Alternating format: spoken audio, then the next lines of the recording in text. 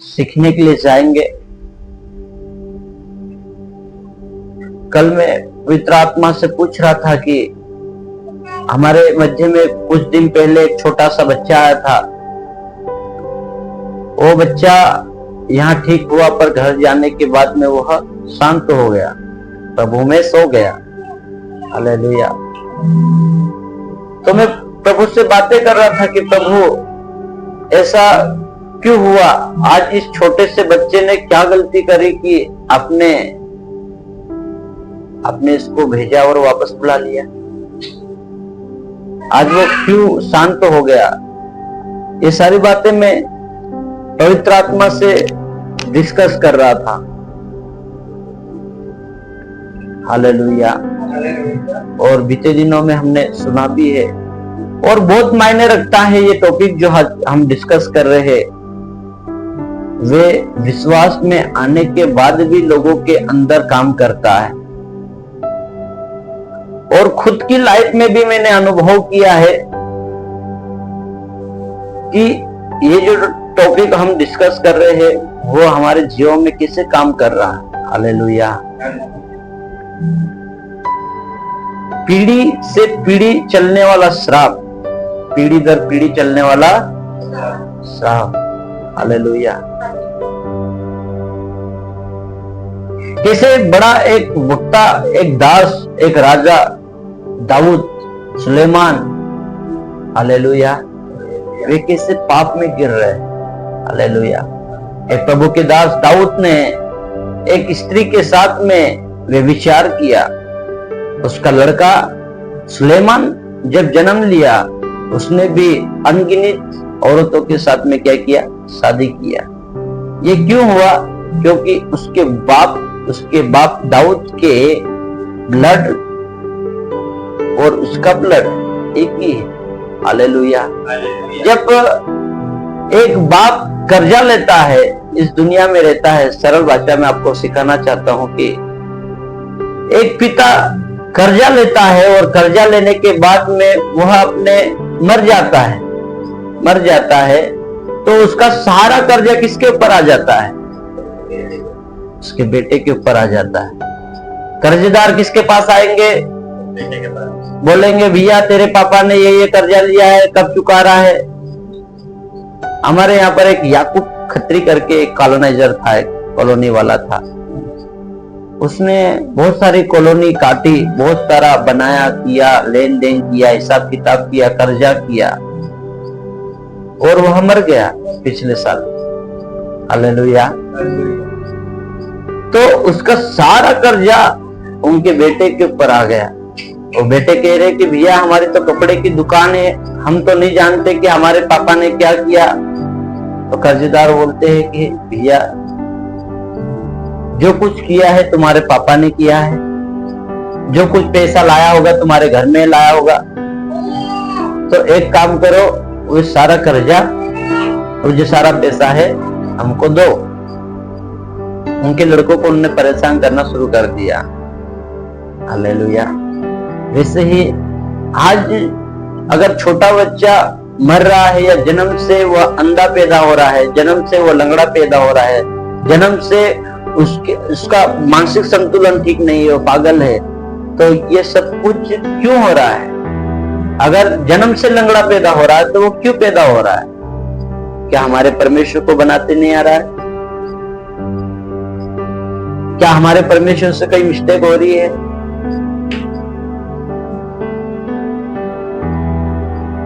एक आदमी का छोटा पैर, एक आदमी का बड़ा पैर पैदा हुआ, क्यों पैदा हुआ? हालेलुया। हमारे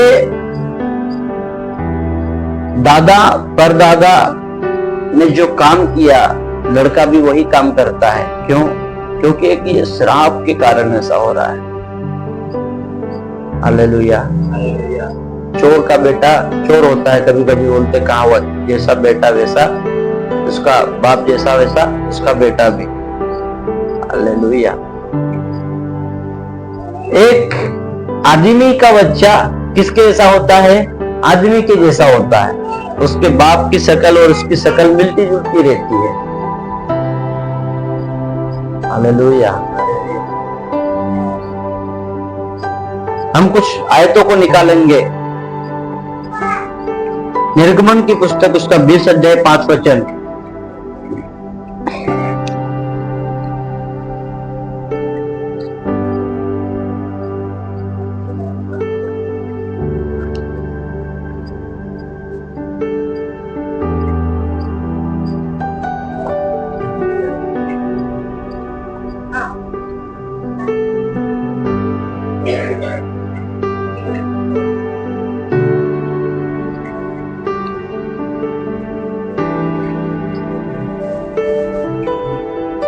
पढ़े।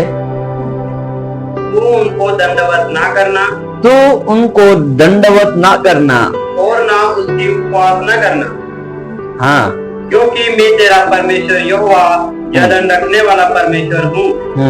और जो मुझसे बैर रखते हैं उनके बेटों, पोतों और परपोतों को भी पितरों का दंड दिया करता हूँ। हालेलुया। क्या लिखा है? क्या करता हूं मैं तुम्हारे पितरों का दंड, तुम्हारे दादा परदादा सबका दंड किसको दूंगा? हालेलुया।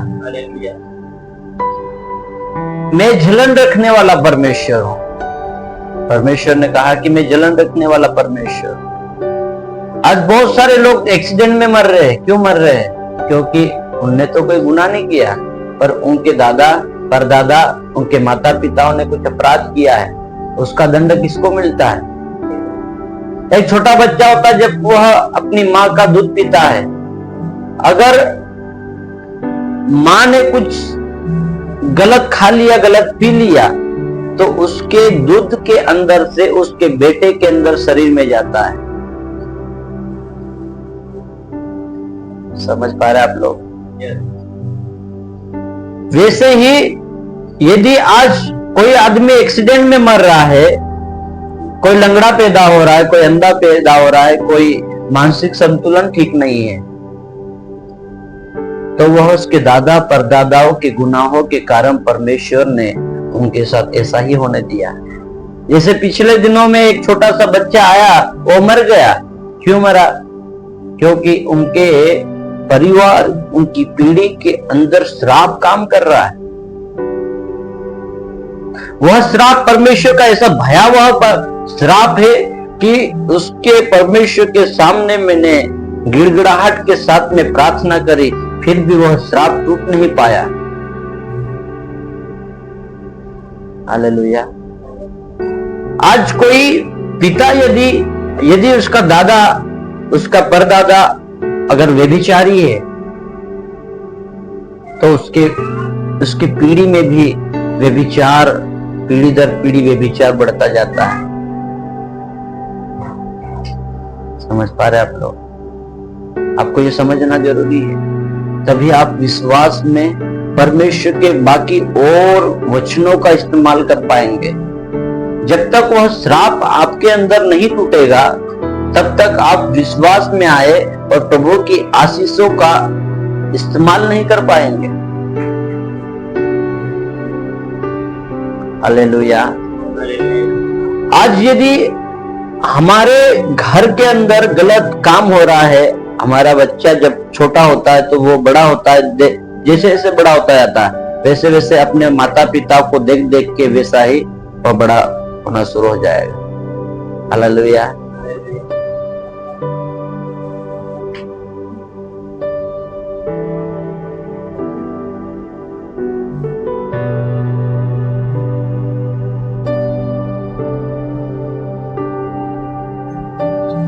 जब आदम और हवा ने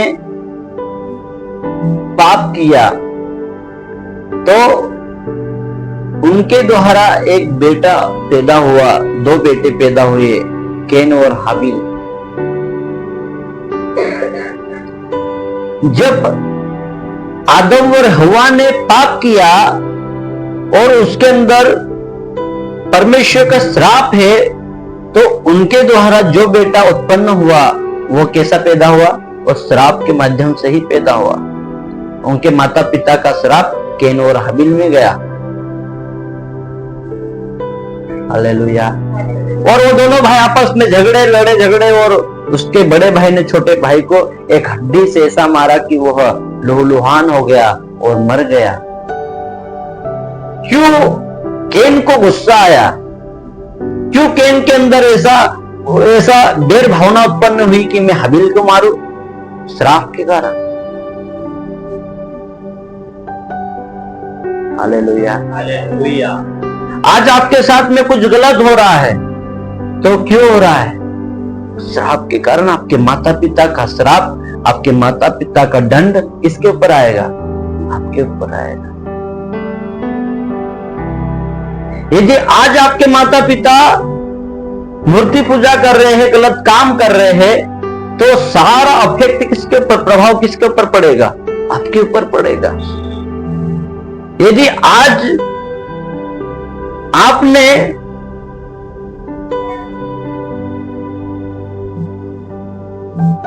उनका और आपके बीच में जो रिलेशन है जब तक खत्म नहीं होगा तब तक आपके अंदर उनका सारा श्राप आपके ऊपर पड़ेगा।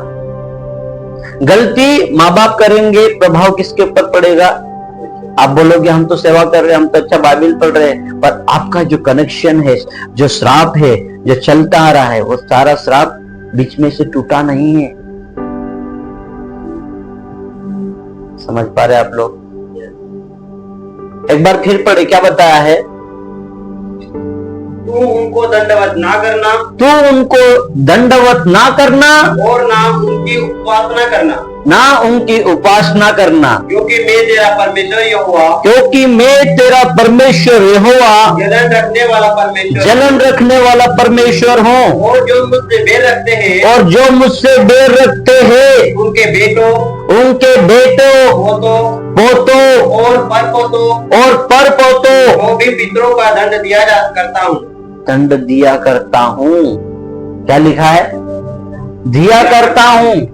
देता था नहीं, दिया करता हूँ। आज भी इस पीढ़ी में भी जो परमेश्वर से घृणा करता है, जो विश्वासी लोगों से नफरत करता है, जो विश्वासी लोगों को छेड़ता है, उनको, उनके बच्चे, उनके बच्चे के बच्चे, बच्चे के बच्चों को भी उनका श्राप उनके ऊपर ट्रांसफर हुआ करता रहेगा।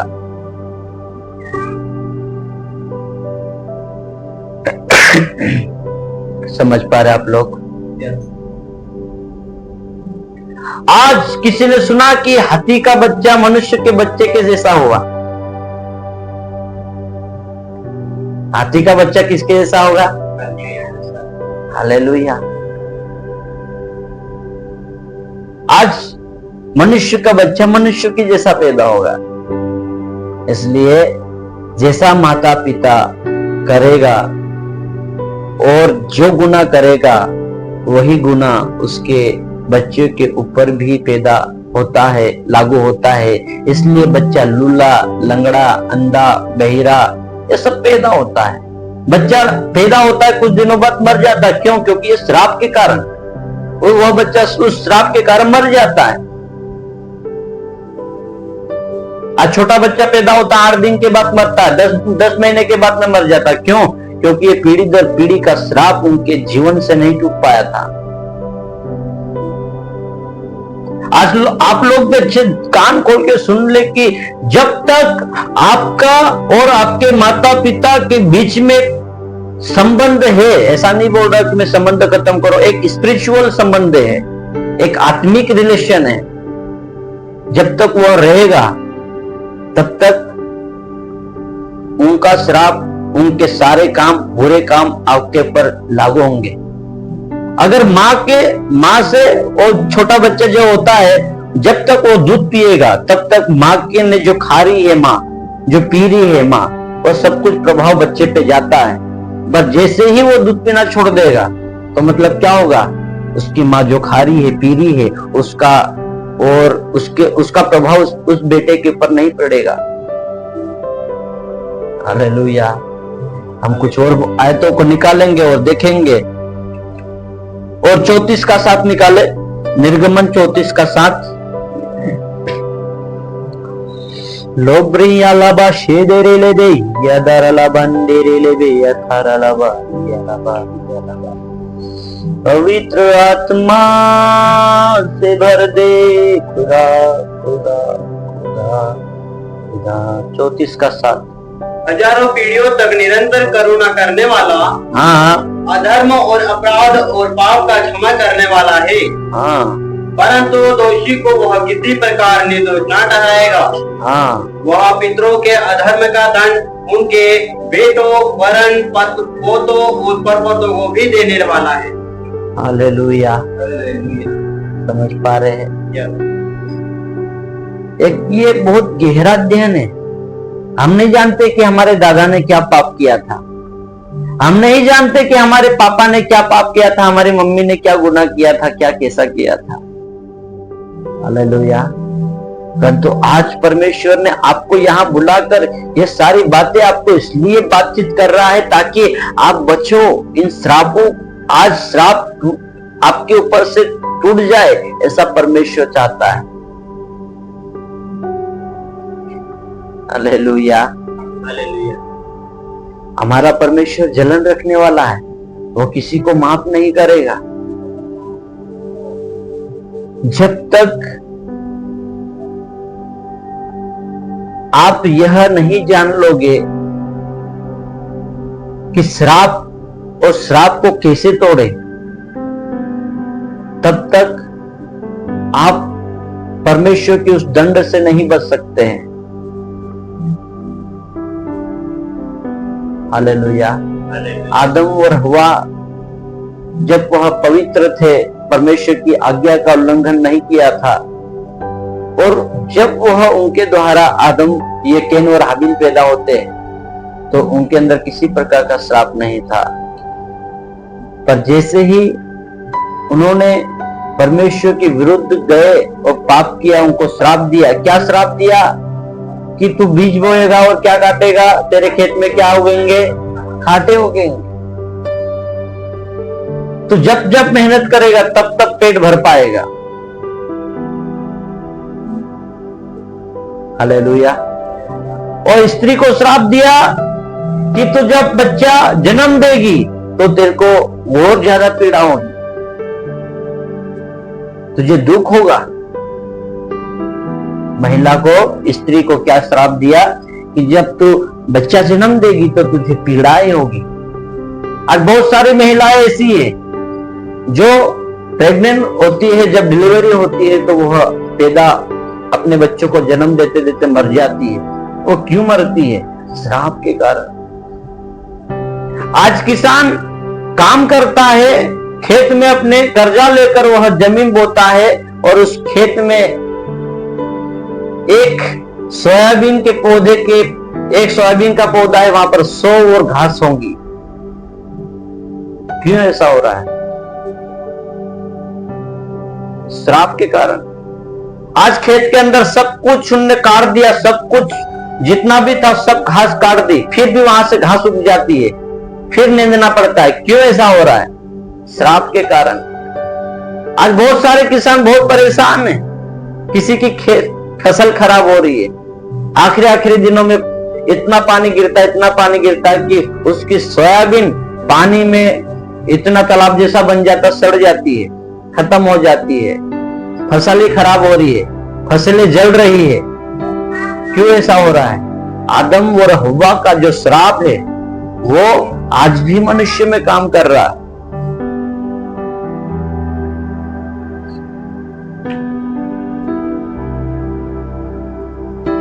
हालेलुया। आज इस दुनिया में इतना व्यभिचार क्यों बढ़ गया है? क्यों? आदम और हव्वा का श्राप आपके ऊपर है। भले आपने मसीह को चुन लिया, मसीह को आपने एक्सेप्ट कर लिया, फिर भी वह श्राप आज भी यदि आपके जीवन में होगा तो आप परमेश्वर के दंड से नहीं बच सकते हैं। परमेश्वर का क्रोध आपके ऊपर भड़केगा।